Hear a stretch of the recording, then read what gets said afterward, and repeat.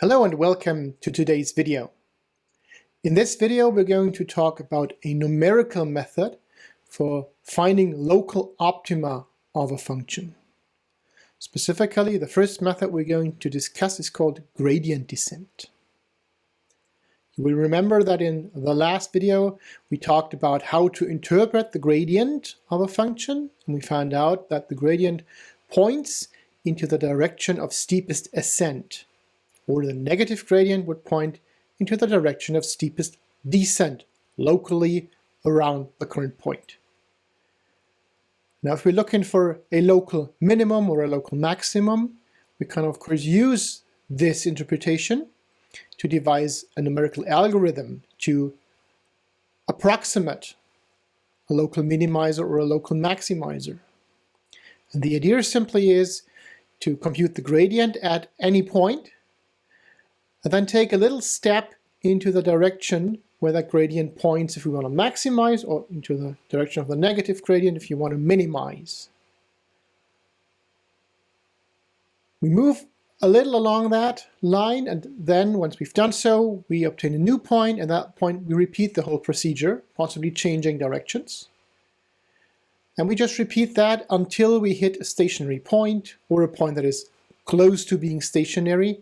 And we hope for the best, so that hopefully this is actually a local minimum or a local maximum. That's the whole idea of gradient descent. And in this video we're just going to delve into the details of that a little bit.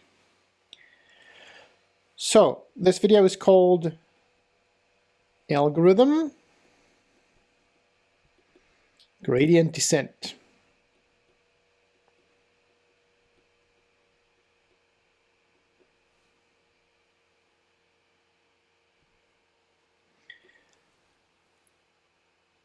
What we are going to do here in this video is we're going to restrict our discussion to the minimization version.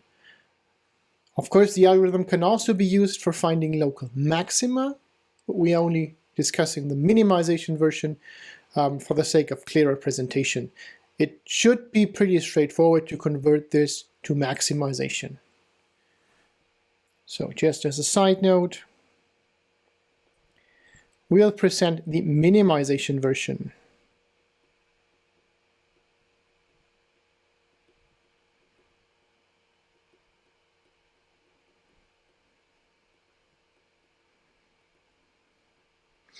Of the algorithm.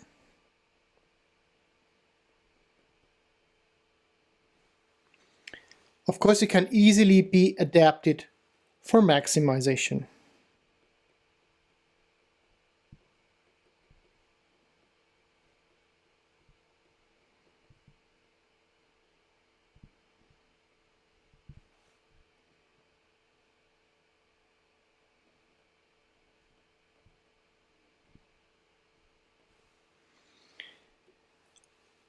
Now, what is the setup that we have? Let's first say we have some input data, and that input data consists of a function that we want to minimize. So we want to find a local minimum of that function. And that function is a function that can be differentiated. So it's in C1, continuously differentiable function on some r to the n or a subset of r to the n. And secondly, we also have some initial value. Ideally, that's a point that is close to the minimizer that we are actually looking for. So ideally, you could take a good guess at that and see how that works to get closer or actually find the local minimizer. If you don't have a good idea of where that could be located, then just take any point in the domain and hope for the best. So we have some initial value, and we call that x0. And what the algorithm will do is it will hopefully find a point that approximates a local minimizer, so that is close to a local minimizer in some sense.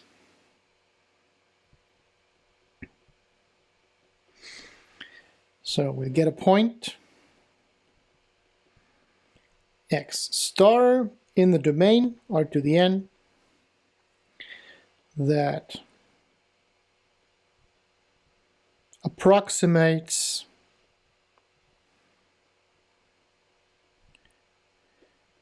a local minimizer of the function f. And what we'll do is we'll use an iterative approach. So we'll construct a sequence of points starting at x0 such that each of those points hopefully is closer at that local minimizer that we're looking for. And we'll also introduce some criterion that tells us when to actually abort, when to stop that process. So the idea here is to use an iterative approach.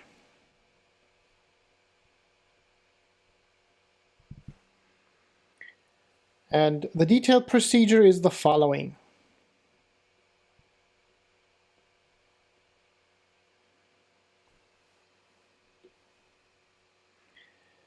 We start at iteration count 0, so we introduce some count, let's call that k. K is 0, and k will be the iteration counter.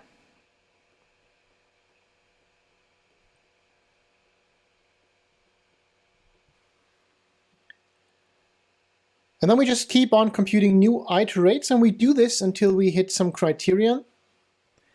So we do the following while this criterion is not yet met.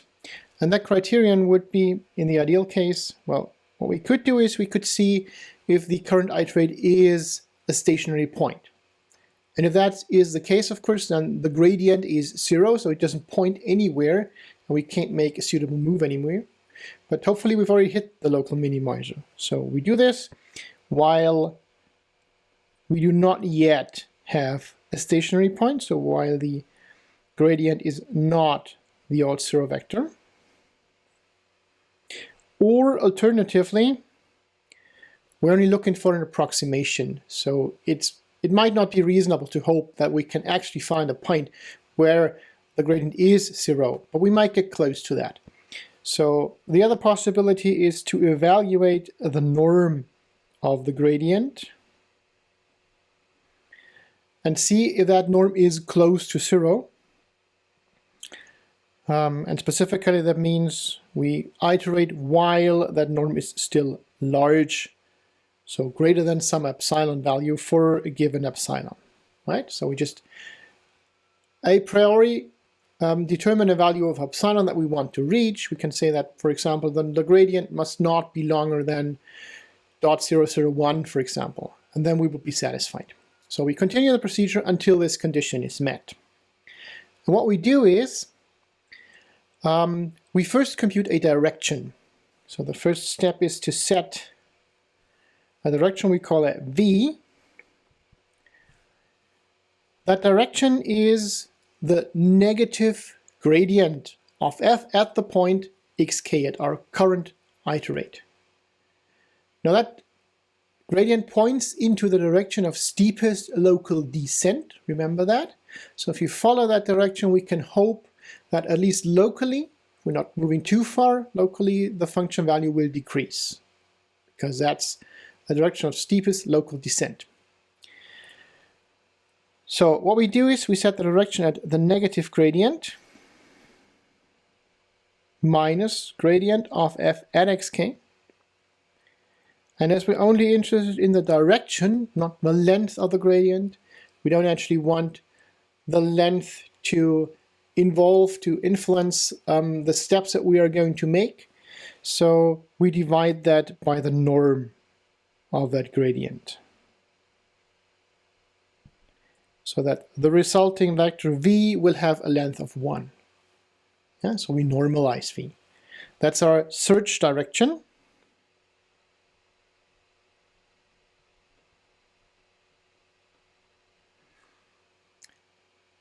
And then we use that direction, we move along the line given by that direction to see if moving along that line yields a better value. And better means lower function value. And of course, a decision we have to make is how long to move along that line. So that's the second point. We find a suitable step size. So we find some lambda. That's a value between 0 and infinity, such that the function value f at xk plus lambda v. So we move from xk in direction v into descent direction with a step size of lambda. And we want that new point here to be strictly less than f of xk. So we want to minimize, we want a new point where the function value is lower. And once we found a suitable lambda for that, of course we just set the next iterate to exactly that point here. So the next iterate, xk plus 1, will be exactly that point, xk plus lambda v. And we increase k by 1. So we have computed the next step in our iteration. That ends our while loop here.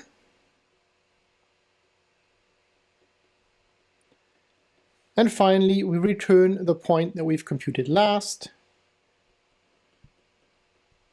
So we return the iterate that we get upon termination, and that means either the gradient is now 0, or at least the norm of the gradient is less than the boundary that we've determined before. So we return as x star the current iterate xk. And of course, the question that remains here is, how do we actually determine a suitable lambda? So this lambda here, that's called the step size. And one question that we didn't answer that far is, how do we determine a lambda that does the job? And there's different approaches for doing that. I'm going to present two that can be suitable, but of course there's a bunch of possible approaches out there. Some might work better than others, but it all depends basically on the function that you're trying to solve, on the function, on your setup. So there's not the one best possible option here. So the remaining question is choosing the step size. Lambda, how do we do that? Two possible approaches.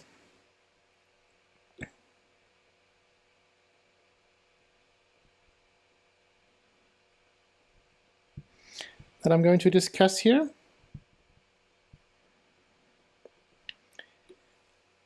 The first approach is something that is conceptually straightforward, but usually hard in execution.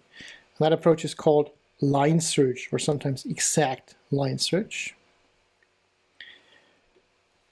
What we're going to do in that is we're going to determine the lambda that minimizes our function value. So remember, lambda is determined such that this expression here is less than this function value.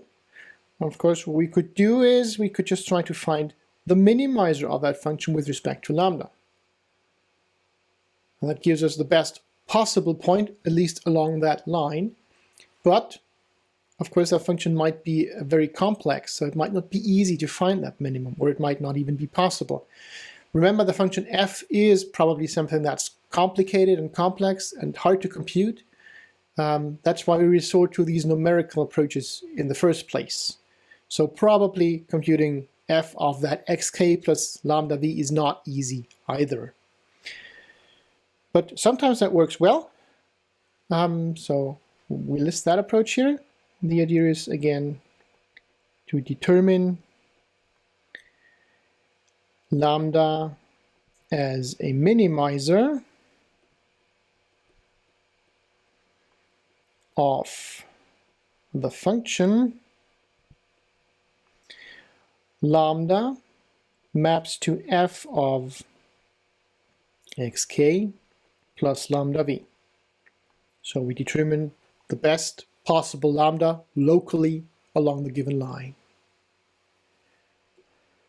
The other approach is used more often, and that's a so-called heuristic approach, one possible heuristic approach. That's basically the idea here is to start with a certain step size, then to check in each step whether that step size actually works, whether it does the job, and if not, decrease it until it does the job. Remember, we're looking into a direction of steepest local descent, so as long as we're staying close enough to the current xk, there is bound to be some descent. We're going to decrease the function value somehow. We just can't move too far. And that means if the current lambda is not working, then we're moving too far, so we better decrease lambda and try again until at some point we actually get a decrease in the function value. On the other hand, that might of course quickly lead to very, very low values of lambda. So we're also going to try to increase that if possible, to actually make progress. You don't want to get to a very small lambda because you have to, and then stick to that. Just because it was necessary once doesn't mean it will be necessary all the time. So if we can't actually use the current value of lambda for good, then we're trying to increase it and see if the increased lambda works as well. And if that is the case, we keep the increased value. So let's summarize that idea here. What we do is we start with a more or less arbitrary value. We just choose 1 here. So start with lambda equals 1. And then in each iteration, we also possibly change the value of lambda. What we do is, if we find that the current value of lambda does not work, so if the function value at the proposed new point, xk plus lambda v, is not less than f of xk, so it's greater than or equal to f of xk, then what we do is we set lambda to 1/2 lambda and try again. So we repeat that until we actually get progress, and that means until we actually get f of xk plus lambda v to be less than, strictly less than f of xk. So, and we keep that value of lambda for the next step.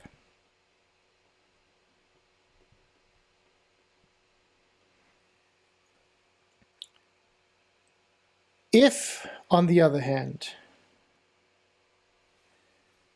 we do make progress, so otherwise, meaning if f of xk plus lambda v in the first attempt that we make is already less than f of xk,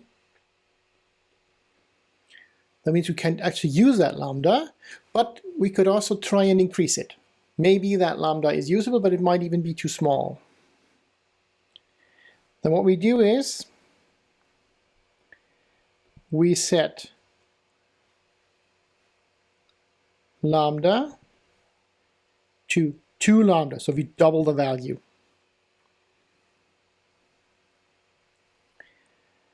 And then if f of xk plus this new lambda, let's call this lambda tilde, if that is still less than f of xk, so if we could even double the step size and still be good, then we're going to use that. So use lambda equals lambda tilde as step size.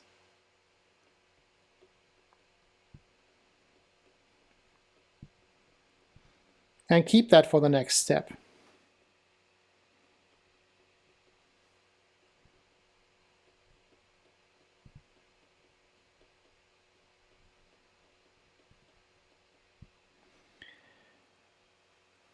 And if that's not the case, so if the new lambda doesn't work,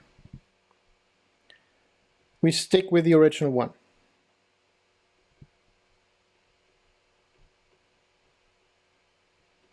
Right? So we try to increase lambda once, just once, and if it works, we stick with the increased lambda. If it doesn't work, we stick with the original lambda, which did work in the first place. Of course, we could also try to increase lambda even more. So if one increase works, we could try to double it again and again and again until at some point it wouldn't work anymore. But in this version of the heuristic, we don't do that. That might also be an alternative. We just don't want to spend too much time on trying to increase lambda because, as I said, by our assumption, f is a complicated function, so evaluating this value might be costly, computationally costly. So we don't want to do this too often if it's unnecessary. We give it a try once, and if it works, we just take that, and if it doesn't work, we fall back to the original. In that first case here, of course, so if it doesn't work in the first place, this here, then we do have to repeat this decreasing procedure until we find a lambda that does work, because we do need to decrease the function value. Right? So stopping early here is not an option. Stopping early here is an option, and we're actually doing that because we don't want to spend too much time, too much computational power on evaluating the function value f. So this concludes our discussion of the gradient descent algorithm. And in the following video, we're going to see an application, an example that shows you how to apply gradient descent and how these steps will actually look like. As usual, I'll see you then.